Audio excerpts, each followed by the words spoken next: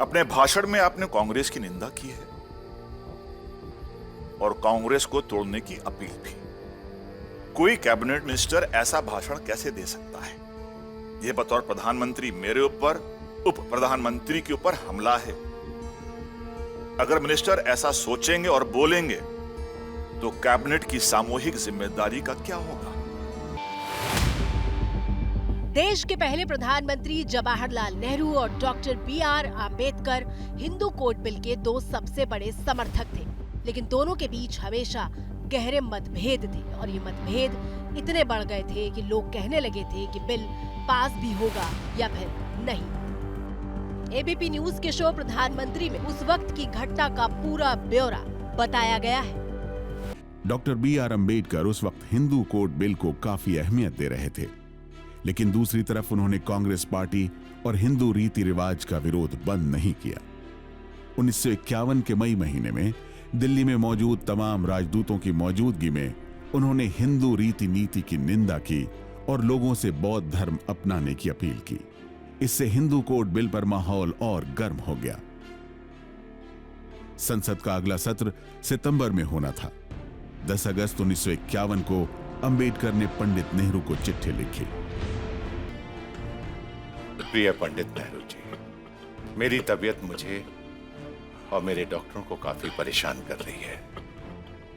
इससे पहले कि मैं इलाज के लिए खुद को पूरी तरह से डॉक्टरों के हवाले कर दूं, मैं चाहता हूं कि हिंदू कोड बिल पास हो जाए। देश के पहले आम चुनाव बस कुछ महीनों में ही होने वाले थे। ज्यादातर सांसद डॉक्टर अंबेडकर के रुख से नाराज हो गए थे। प्रधानमंत्री नेहरू के सामने विकल्प घटते जा रहे थे। प्रधानमंत्री को यह तय करना था कि क्या इस कानून को लेकर पहले लोकसभा चुनाव में कांग्रेस को मुश्किल में डाला जाए या फिर सही वक्त का इंतजार करें। प्रधानमंत्री ने सही वक्त का इंतजार करना बेहतर समझा और 26 सितंबर 1951 को संसद में बड़ा ऐलान कर दिया। हिंदू कोड बिल को पास होने को लेकर सदन सब हमारी इच्छा से वाकिफ है। समय कम था, इसलिए हमने बिल को 2 हिस्सों में बांट दिया है। शादी और तलाक, इस बिल को मैंने ज्यादा अहमियत दी है। बहुत सोच विचार कर हम इस नतीजे पे पहुंचे हैं कि सदन के इस सत्र में इस बिल को पास करना नामुमकिन है। लिहाजा इस सत्र में हिंदू कोड बिल पर अब कोई चर्चा नहीं होगी। प्रधानमंत्री नेहरू की मुसीबत यहीं खत्म नहीं हुई। इस ऐलान के साथ हिंदू संगठन तो शांत हो गए, लेकिन कानून मंत्री अंबेडकर ने इसे अपनी साख से जोड़ते हुए इस्तीफा दे दिया। मैं बिल से शादी और तलाक का हिस्सा अलग करने के लिए इसलिए तैयार हो गया था कि हमारी मेहनत का कुछ तो फायदा हो, परिणाम निकले। लेकिन इस बिल की भी हत्या कर दी गई। ऐसे में मुझे मंत्री बने रहने का कोई अर्थ समझ नहीं आता है। शादी और तलाक संबंधित विधेयक पर 2 दिन तक चर्चा होती रही। फिर प्रधानमंत्री ने पूरे हिंदू कोड बिल को वापस लेने का ऐलान कर दिया। यह मेरे लिए बहुत बड़ा धक्का था। मैं बिल्कुल हैरान रह गया। मैं कुछ बोल नहीं पाया। मैं हिंदू कोड बिल को इतना महत्वपूर्ण समझता हूं कि अपने मतभेदों के बावजूद मैं मंत्रिमंडल में बना रहा।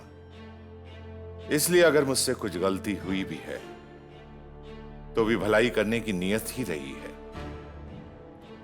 हो सकता है कि मेरे इस्तीफा देने का कोई फर्क ना पड़े, किसी को भी इसकी फिक्र ना हो। डॉक्टर आम्बेडकर ने इस्तीफा देकर कांग्रेस से हमेशा के लिए किनारा कर लिया था। बाबा साहेब सही मायनों में देश को आगे बढ़ते हुए देखना चाहते थे। वो उन बेड़ियों से आजाद करना चाहते थे जिसका दंश उन्होंने झेला था। बाबा साहेब भीमराव आम्बेडकर का जन्म 14 अप्रैल 1891 को मध्य प्रदेश के गांव महू में हुआ था। 14 भाई बहनों में सबसे छोटे थे भीमराव। भीमराव सिर्फ 6 साल के थे जब उनकी मां की मौत हो गई थी।